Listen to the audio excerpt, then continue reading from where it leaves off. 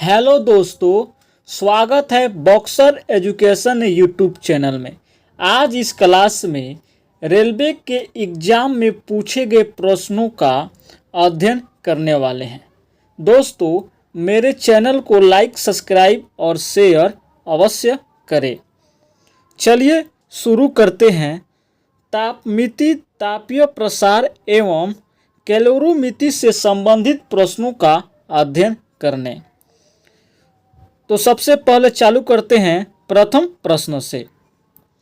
Thermoscope का आविष्कारक किसे माना जाता है? तो थर्मोस्कोप का आविष्कारक गैलीलियो को माना जाता है। Option A.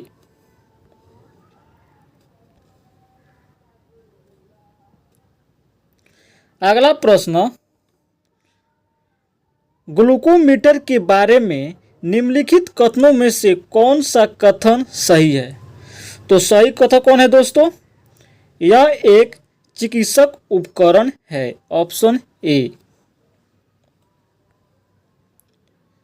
अगला प्रश्न, सूर्य को देखने के लिए किस यंत्र का उपयोग किया जाता है? तो सूर्य को देखने के लिए हेलियोस्कोप का यंत्र का उपयोग करते हैं। अगला प्रश्न, ओवन में थर्मोस्टेट एक ऐसा उपकरण है जो डायस तापमान बनाए रखने में मदद करती है। तो कौन है दोस्तों जो तापमान को बनाए रखने में मदद करता है? तो वह है सर्किट पूरा करके। Option A.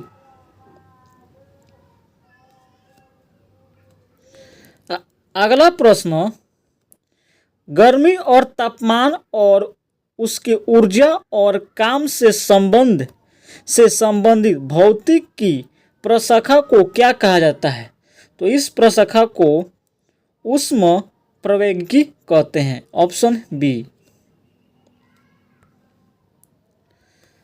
अगला प्रश्न, जिस तापमान पर तरल के वाष्प का दबाव ठोस के वाष्प के बराबर होता है उसे डायस कहा जाता है। तो उसे हिमांक बिंदु कहते हैं। Option B. अगला प्रश्न, किशमिश जैसे सूखे फल जब पानी में डुबो दिए जाते हैं तो उसमें पानी भर कर वो फूल जाते हैं। वो वैज्ञानिक कारण क्या है जो इस दैनिक जीवन घटना के बारे में समझाता है? तो कौन है दोस्तों? यह परासरण है। Option A. अगला प्रश्न, सेंटीग्रेड जो तापमान के माप का यूनिट है निम्नलिखित में से किस पर नामित है? तो यह एंडरसन सेल्सियस पर नामित है। Option D. अगला प्रश्न, पारंपरिक थर्मोमीटर में किस तत्व जो प्राकृतिक रूप से अत्यंत जहरीला होता है का प्रयोग किया जाता है? तो कौन है? मरकरी। Option B. अगला प्रश्न, क्रायोजेनिक डायस को दर्शाता है? तो यह कम तापमान को दर्शाता है। मानव शरीर का औसत तापमान डायस है। तो मानव शरीर का औसत तापमान 37 सेल्सियस है। अगला प्रश्न, सेल्सियस से केल्विन पर तापमान को बदलने के लिए आपको निम्न में से क्या करना होगा? तो क्या करना होगा? दिए गए तापमान में 273 जोड़ना पड़ेगा। Option B. अगला प्रश्न, वायु में 0 सेल्सियस तापमान पर ध्वनि की गति होगी।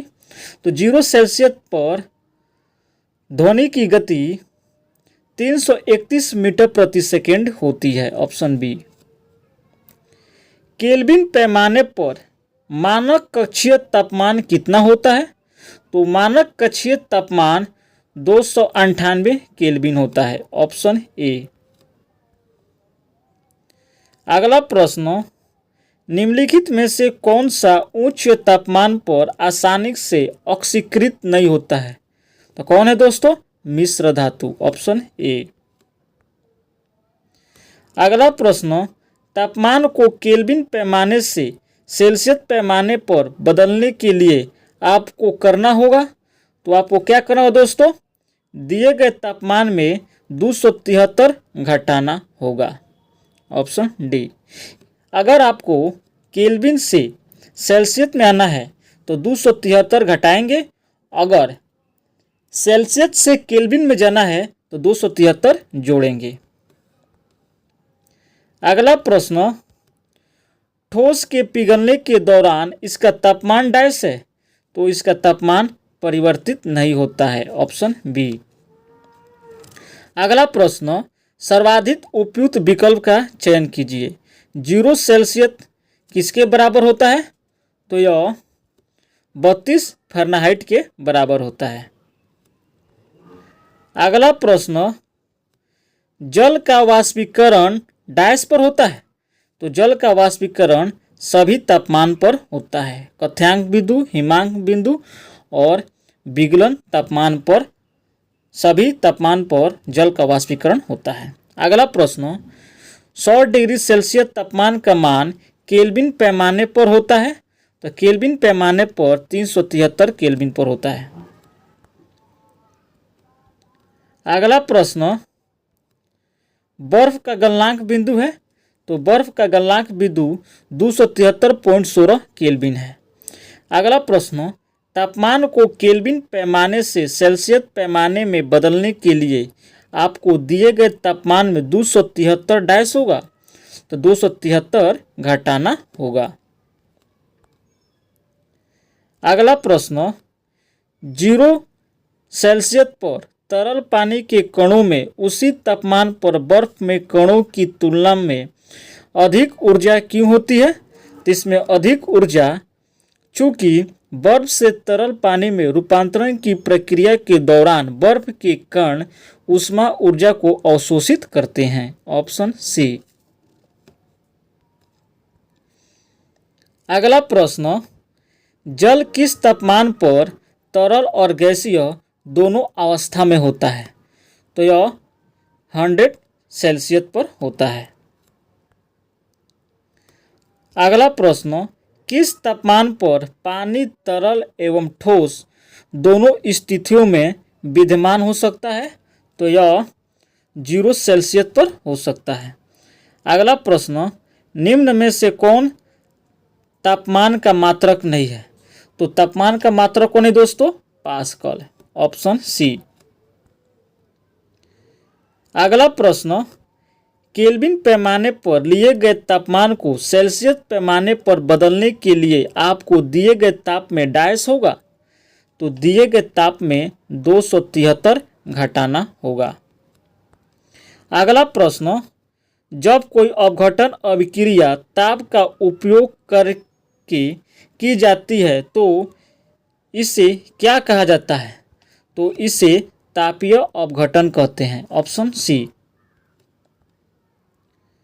अगला प्रश्न, वह न्यूनतम ताप क्या है जिस पर किसी ईंधन को गर्म करने पर वह आग पकड़ लेता है और जलने लगता है, तो कौन है दोस्तों, प्रज्वलन ताप। Option A.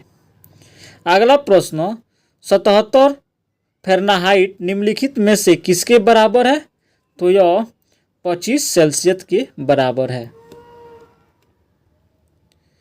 अगला प्रश्न, यदि 85 सेल्सियस तापमान वाले 2.5 लीटर गर्म पानी को 4.5 लीटर ठंडे पानी के साथ मिलाया जाता है तो संतुलन ताप तक पहुंचने पर ठंडे पानी का तापमान 15 सेल्सियस बढ़ जाता है।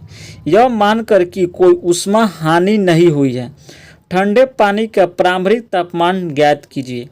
तो ठंडे पानी का प्रारंभिक तापमान 43 सेल्सियस होगा।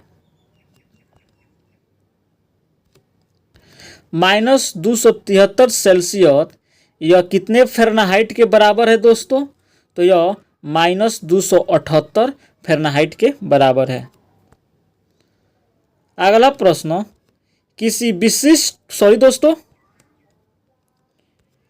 किसी पदार्थ की विशिष्ट ऊष्मा क्षमता को किसके द्वारा तय किया जाता है, तो यह ऑप्शन ए के द्वारा तय किया जाता है? 1/m डेल्टा क्यू बटा डेल्टा टी के। अगला प्रश्न, सेल्सियस तापमान और फ़ारेनहाइट तापमान निम्नलिखित में से किससे संबंधित है? तो यह फ़ारेनहाइट तापमान बराबर 9/5 सेल्सियस तापमान प्लस 32 के बराबर है। फ़ारेनहाइट और सेल्सियस स्केल डैश पर अभिमुख होते हैं, तो यह -40 डिग्री पर अभिमुख होते हैं। 95 डिग्री फ़ारेनहाइट कितने सेल्सियस के बराबर होता है? तो यह 35 सेल्सियस के बराबर होता है। फ़ारेनहाइट पैमाने पर पानी के क्वथनांक और हिमांक बिल्कुल डैश डिग्री अलग होते हैं, तो यह 180 डिग्री अलग होते हैं। 152 डिग्री फ़ारेनहाइट डैश सेल्सियस के बराबर है। तो 152 डिग्री फ़ारेनहाइट कितने सेल्सियस के बराबर है? यह 66.67 सेल्सियस के बराबर है। अगला प्रश्न, जब दो निकाय ऊष्मीय संपर्क में होते हैं तो उनके बीच ऊष्मा का प्रवाह तब होगा जब उनके डैश अलग अलग होंगे। तो वह कितने अलग होते हैं? उनका तापमान अलग अलग होंगे। Option C. -100 डिग्री सेल्सियस यह कितने फ़ारेनहाइट के बराबर है दोस्तों? तो यह -148 फ़ारेनहाइट के बराबर है।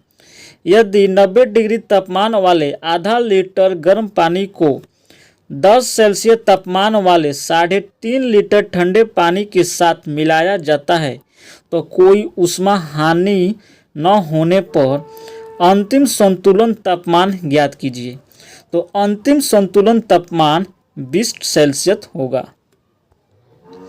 अगला प्रश्न, 190 सेल्सियस तापमान वाले 2 लीटर अति तप्त पानी को 20 सेल्सियस तापमान वाले 6 लीटर ठंडे पानी के साथ मिलाया जाता है तो कोई ऊष्मा हानि न होने पर अंतिम संतुलन तापमान ज्ञात कीजिए। तो अंतिम संतुलन तापमान 62.5 सेल्सियस होगा। अगला प्रश्न, डैश सेल्सियस यह बराबर है 167 फ़ारेनहाइट के। तो कितने सेल्सियस बराबर है दोस्तों? यह 75 सेल्सियस बराबर है 167 फ़ारेनहाइट के। उस सामग्री की पहचान करें जिसमें आयतन विस्तार का निम्न गुणांक होता है। तो कौन है? आयरन है।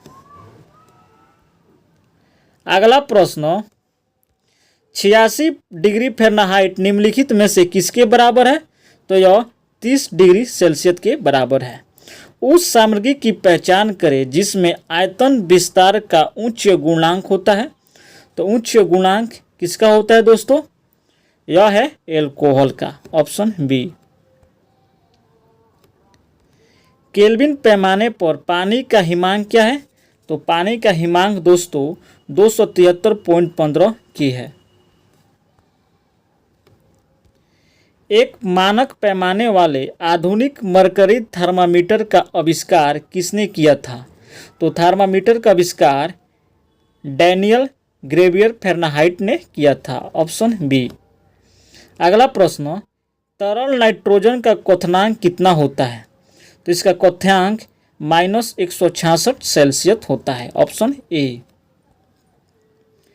अगला प्रश्न, लौ 3 भागों से बनी होती है।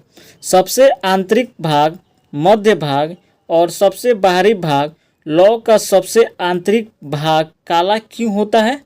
तो काला बिना जले हुए कार्बन कणों की मौजूदगी के कारण होता है। Option D.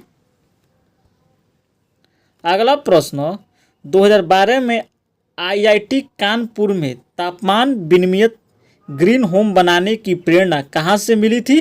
तो यह कोकून की संरचना से मिली थी। Option A. -273.15 सेल्सियस तापमान इनमें से किसके बराबर है? तो यह किसके बराबर है दोस्तों बताइएगा? यह 0 केल्विन के बराबर है। Option A. दोस्तों, अगर आपको इस वीडियो को पीडीएफ लेने के लिए मेरे टेलीग्राम चैनल को ज्वाइन अवश्य करें।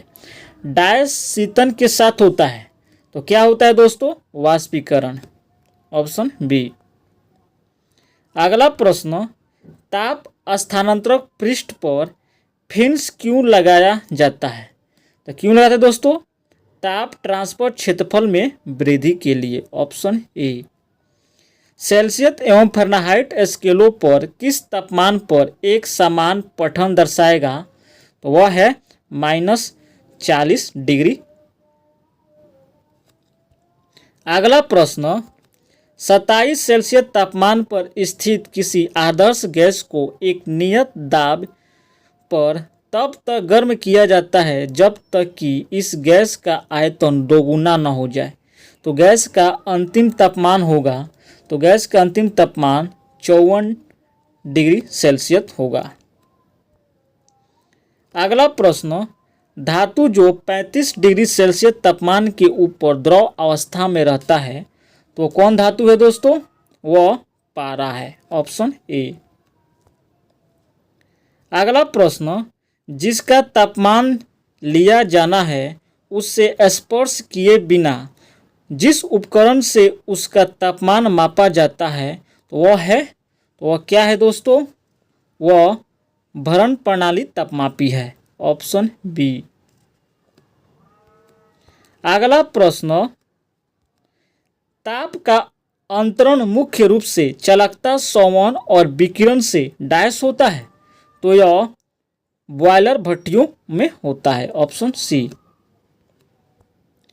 अगला प्रश्न, द्रव और गैसों में ताप अंतरण का मुख्यतः कारण है तो इसका मुख्यतः कारण संवहन है। Option B.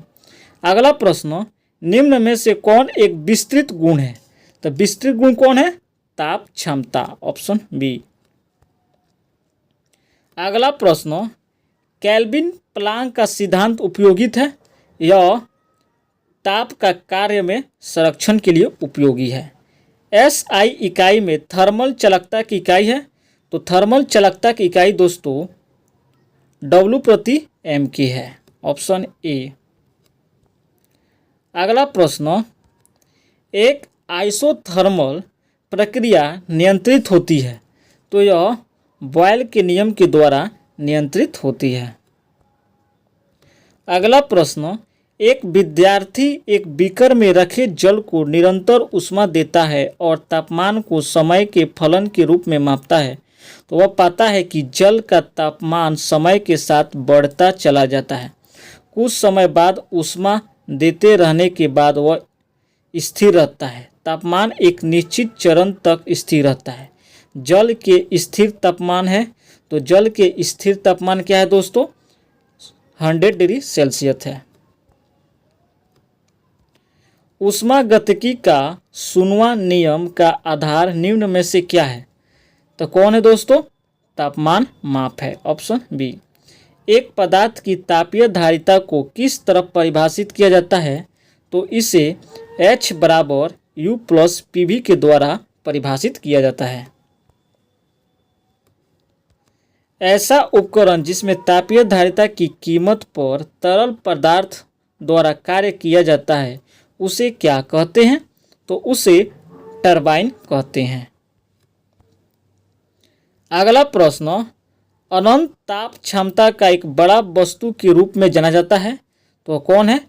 तापीय ऊर्जा भंडार। Option A.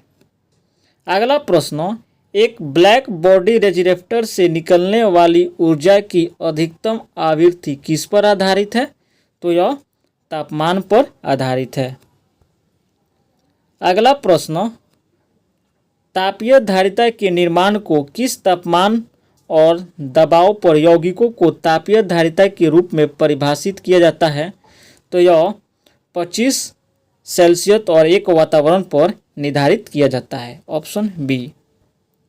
अगला प्रश्न, मोटरों को ओवरलोड होने से बचाने के लिए किसका उपयोग किए जाने वाला रितने इनमें से कौन सा है? तो कौन है दोस्तों? तापीय रिले। अगला प्रश्न, निम्नलिखित में से कौन से तापमान मापक में जल के दूसरों की तुलना में अधिक हिमांक और कथ्यांक बिंदु दोनों है? तो कौन है? केल्विन पैमाने, ऑप्शन बी। अगला प्रश्न, ऊष्मा की इकाई कैलोरी है। 1 कैलोरी 1 ग्राम पानी के तापमान को 1 डिग्री सेल्सियस तक बढ़ाने के लिए आवश्यक ऊष्मा की मात्रा उत्पन्न करती है। तो वह कितनी है? 14.5 डिग्री सेल्सियस से 15.5 डिग्री सेंटीग्रेड तक, ऑप्शन ए। अगला प्रश्न, इनमें समूह में से कौन सा ताप का सबसे बुरा संवाहक है? सबसे बुरा संवाहक निर्वात है। अगला प्रश्न, इलेक्ट्रिक आर्क वेल्डिंग में आर्क का तापमान लगभग कितना होता है? तो आर्क का तापमान 4000 सेंटीग्रेड होता है। 37 सेंटीग्रेड तापमान लगभग डाइस के बराबर होता है। तो यह किसके बराबर होता है दोस्तों? यह 98.6 फ़ारेनहाइट के बराबर होता है। निम्न में से कौन सी एक रासायनिक अपक्षय प्रक्रिया नहीं है? तो कौन है दोस्तों? तापीय प्रसार, ऑप्शन ए। निम्नलिखित में से कौन सी धातु कमरे के तापमान पर तरल है? तो कमरे के तापमान पर पारा है। कार्बन यौगिकों की डायस प्रकृति की वजह से उनके गलनांक और क्वथनांक उच्च होते हैं। तो कौन है दोस्तों? सहसंयोजी, ऑप्शन ए। अगला प्रश्न, निम्नलिखित में से कौन सी प्रक्रिया रासायनिक अभिक्रियाओं से संबंधित है? तो कौन है दोस्तों? उच्च तापमान पर वायु की उपस्थिति में तांबे के तार को गर्म करना, ऑप्शन डी। अगला प्रश्न, जिन पदार्थों में बहुत कम प्रज्वलन ताप होता है और जो आग की लौ से आसानी से आग पकड़ लेते हैं, उन्हें डायस कहते हैं। तो उन्हें ज्वलनशील कहते हैं। कमरे के तापमान के थोड़ा उच्च तापमान पर निम्नलिखित में से कौन सा तत्व तरल अवस्था में आ जाता है? तो वह सीजियम है, ऑप्शन ए। अगला प्रश्न, जूल के तापन प्रभाव के कारण उत्पन्न ऊष्मा H डायस के अनुक्रमणानुपाती होता है। तो यह धारा के वर्ग के अनुक्रमणानुपाती होता है। अगला प्रश्न, जूल के तापन प्रभाव के सूत्र को डायस के रूप में निरूपित किया जाता है। विकल्पों में H उत्पन्न ऊष्मा को निरूपित करता है, I चालक के माध्यम में प्रवाहित धारा है, R प्रतिरोध है और T समय है। तो कौन सा वो दोस्तों इसका सूत्र? इसका सूत्र है H = VIT है, ऑप्शन डी। दोस्तों अब हम गैसों का अणुगति सिद्धांत, ऊष्मागतिकी प्रक्रम एवं ऊष्मा संचरण से संबंधित प्रश्नों का अध्ययन करेंगे। एक गतिशील वस्तु अनिवार्य रूप से डायस प्राप्त करती है, तो यह गति ऊर्जा प्राप्त करती है। पानी का हिमांक बिंदु डायस है, तो पानी का हिमांक बिंदु 32 डिग्री फ़ारेनहाइट है। घन वस्तुओं में ऊष्मा चालन दर डायस पर निर्भर नहीं करता है, तो यह घर्षण पर निर्भर नहीं करता है। अगला प्रश्न, पानी का क्वथनांक डायस है, तो पानी का क्वथनांक 212 फ़ारेनहाइट है।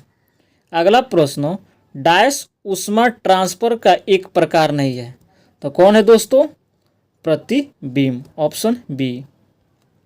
अगला प्रश्न, निम्न में से कौन सी एक सतहीय घटना है? तो कौन है दोस्तों? वाष्पीकरण। विखंडन के कितने प्रकार हैं? तो विखंडन के 2 प्रकार हैं, ऑप्शन डी। अगला प्रश्न, निम्नलिखित में से किस गैस का उपयोग ग्लोबल वार्मिंग पोटेंशियल की गणना के लिए किया जाता है? तो कौन है दोस्तों? Carbon dioxide.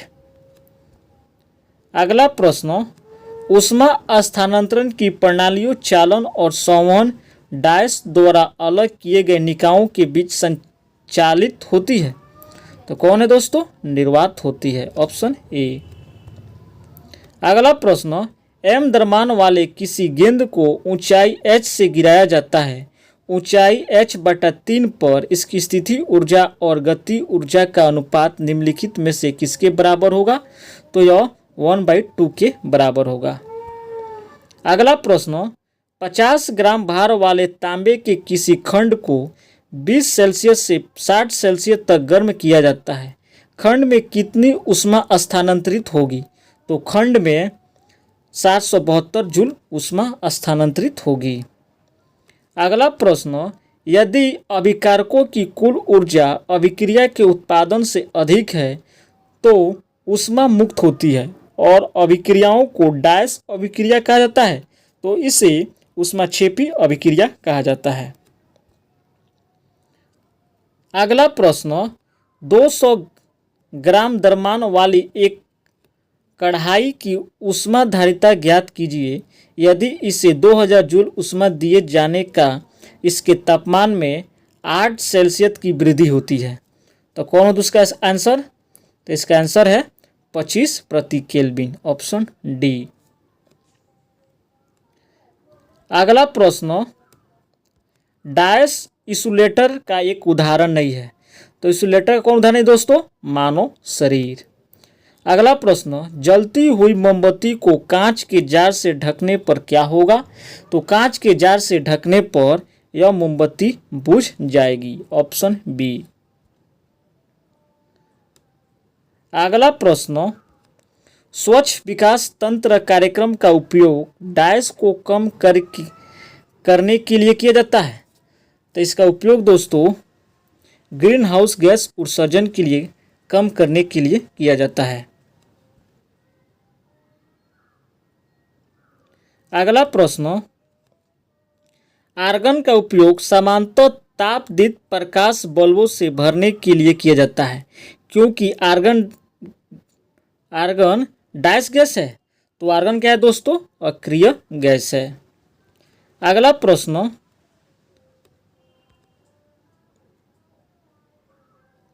विभिन्न प्रकार के संग्राहकों की दक्षता तापमान के डैश पर है, तो कितने पर है दोस्तों? तो विभिन्न प्रकार के संग्राहकों की दक्षता तापमान के घटने पर बढ़ती है, ऑप्शन सी। धन्यवाद दोस्तों, मेरे चैनल को लाइक, सब्सक्राइब और शेयर अवश्य करें। अगर आपको इस वीडियो का PDF लेने के लिए मेरे टेलीग्राम चैनल को ज्वाइन कीजिए।